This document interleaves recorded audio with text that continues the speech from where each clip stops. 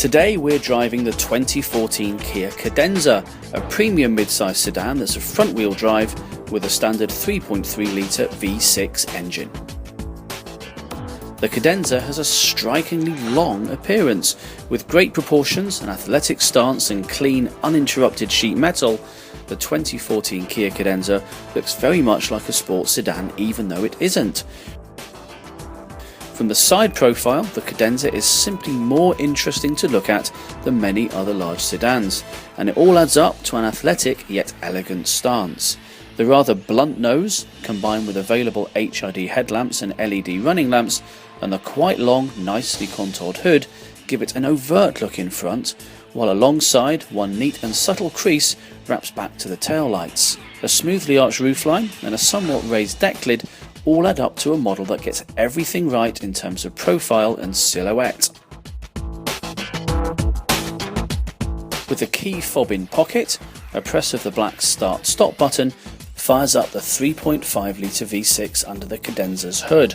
The 2014 Kia Cadenza is relatively quick and responsive for a car its size. It's still a large car, and it will suffer from some steering and handling that goes with large car territory. At the low end, there's not a lot of torque, but step on the pedal and the power will be delivered to the driver. All this means is that it's not going to be the fastest car on the green signal, but powerful on highway acceleration. There's no sport mode for the powertrain or the stability control. There are, however, steering wheel paddle shifters, plus a manual gate that lets you manually command the gears. Inside, the look is rich and finely detailed, with soft touch and nicely grained materials for the upper dash, plus wood grains for the steering wheel and dash and door trim. Controls and displays are laid out in a cockpit style, with plenty of supplementary steering wheel controls.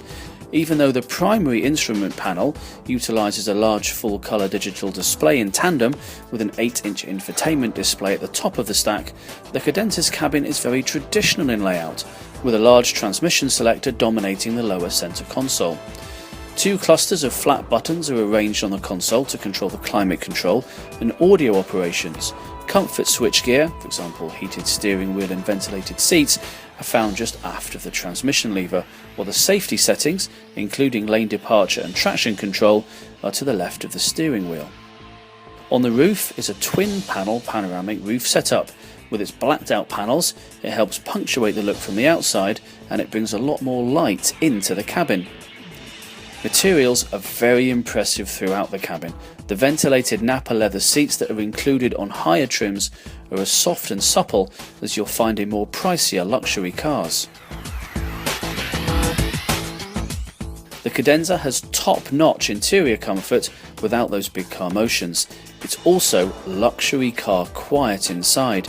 If you choose the full options version, you'll find a driver's seat thigh extension, ventilated front and rear seats.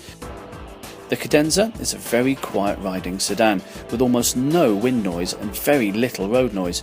At highway speeds, all with good aerodynamics, a tight structure and smart application of noise blanketing rather than stopgap measures like active noise cancellation. The Cadenza comes with 8 standard airbags, a rear camera system and backup warning sensors are included too. An advanced smart cruise and control system offers 4 different following distances and will actually brake the car to a stop for traffic ahead. And to add, there's also a lane departure warning and blind spot warning systems in place.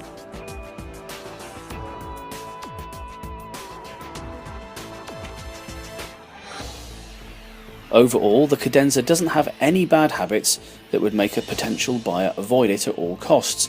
In fact, its Euro-tinged styling and upscale appointments mean it should be on any big car test drive list.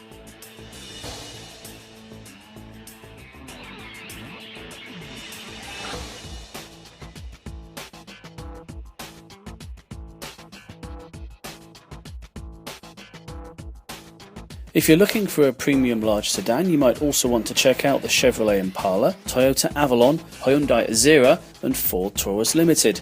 Check their videos out too before you make a decision. If you own one of these cars and want to give us feedback, subscribe to the channel and like us on Facebook. We'd love to hear how they do in the real world.